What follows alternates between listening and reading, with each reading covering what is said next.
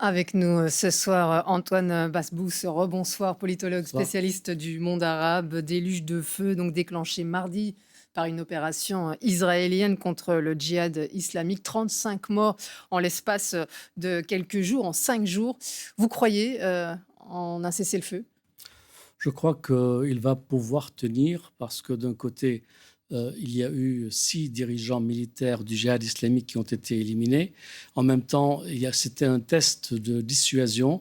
Il n'y a pas eu unité de front ni entre le Hamas et le djihad islamique, ni entre Gaza et Cisjordanie, ni comme en avril dernier entre Gaza, le Liban et la Syrie. Donc de ce côté-là, le djihad islamique s'est retrouvé un peu isolé, un peu esselé face à la puissance israélienne. Mais en même temps, il a réussi à lancer à peu près 1300 Mm. missiles sur Israël, dont la plupart ont été interceptés. Et la nouveauté, c'est qu'il a pour la première fois lancé un missile solaire sur un avion qu'il a raté et également un missile sur la plateforme gazière en Méditerranée qui a raté sa cible aussi. C'est d'ailleurs l'escalade la plus meurtrière depuis août 2022.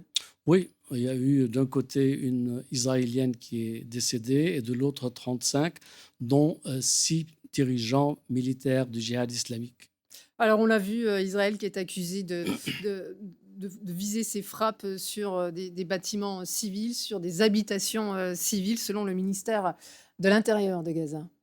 Oui, c'est vrai, et d'un côté et de l'autre, il n'y a pas beaucoup de distinction entre civils et militaires. Les 6 dirigeants palestiniens ont été, 5 parmi eux ont été tués dans leur Mmh. appartement ou dans l'appartement où ils se réfugiaient avec leur famille. De l'autre côté, les tirs sont moins précis et si un tir tombe dans les champs, il n'a pas de valeur. Donc il faut que chaque camp marque sa capacité de nuisance. Jour de catastrophe demain pour les Palestiniens, jour de célébration d'un anniversaire pour les Israéliens. C'est demain le 75e anniversaire de l'existence de l'État d'Israël. Bien sûr, ça peut aussi avoir la répercussion de faire monter la colère côté palestinien.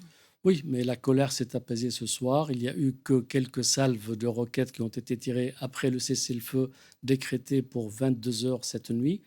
Est-ce que demain ça va reprendre? Je ne pense pas. Les Égyptiens sont intervenus et ils sont parvenus à faire signer Mm. un cessez-le-feu. Ce qui ne va pas régler la crise, néanmoins. 75 ans, donc après sa création, le pays traverse une crise majeure, il faut le dire, elle est inédite. Oui, Israël est en crise de régime en quelque sorte. Netanyahou est contesté parce qu'il veut modifier, réformer la constitution, ou plutôt la haute cour, de sorte à la soumettre à la volonté du gouvernement. Et donc, ce qui vient de se passer représente pour lui une diversion. Ça Mm. lui a permis de ramener les manifestants à la maison Mm. et de dire aux Israéliens: arrêtez de manifester, il y a une menace aux frontières, calmez-vous. Et puis il reprend la main en quelque sorte. Oui, parce que normalement, chaque samedi, on le suit ici dans le 23 heures, il y a des manifestations massives contre Benyamin Netanyahou et son gouvernement de droite et d'extrême droite, un gouvernement qui divise, hein. Les fractures sont ouvertes en Israël. Je crois que jamais auparavant un gouvernement n'aura été aussi contesté, et pour des raisons structurelles. C'est pas seulement pour des raisons de politique passagère.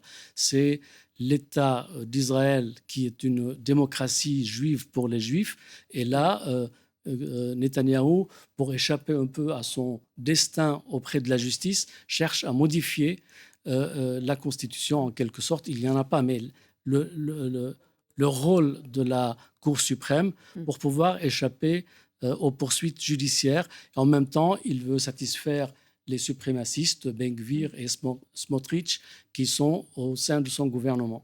Une montée en puissance de l'extrême droite religieuse, à tel point que certains Israéliens se demandent ce que ça veut dire encore aujourd'hui d'être israélien. Est-ce qu'il faut être religieux pour être israélien comme le cherche à l'afficher le gouvernement en place? C'est vrai que là, avec ces deux dirigeants, Ben Gvir et Smotrich, eh bien, il y a un changement d'ADN de l'État d'Israël, que la base démocratique du pays, le socle démocratique, refusent, rejettent et manifestent contre ça depuis plusieurs mois maintenant.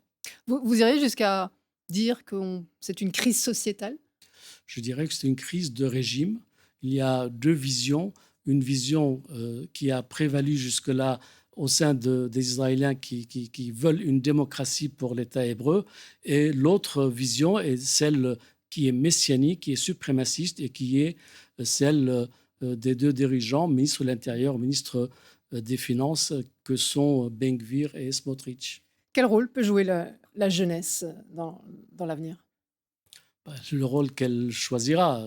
Je ne sais pas aujourd'hui quel est ce rôle-là, mais en tout cas, il y a beaucoup de contestations parmi les appelés de l'armée, qui sont des jeunes qui doivent faire leur service militaire. Et je crois que c'était un signal fort pour le gouvernement de Netanyahou, pour les dirigeants de la défense, de ne pas les mécontenter parce certains ont refusé d'aller servir avec un changement de constitution, d'ADN du pays. Antoine Basbous, merci beaucoup. Merci de votre intervention, politologue spécialiste du monde arabe. Merci de votre éclairage ce soir dans le 23 heures. En France, l'actualité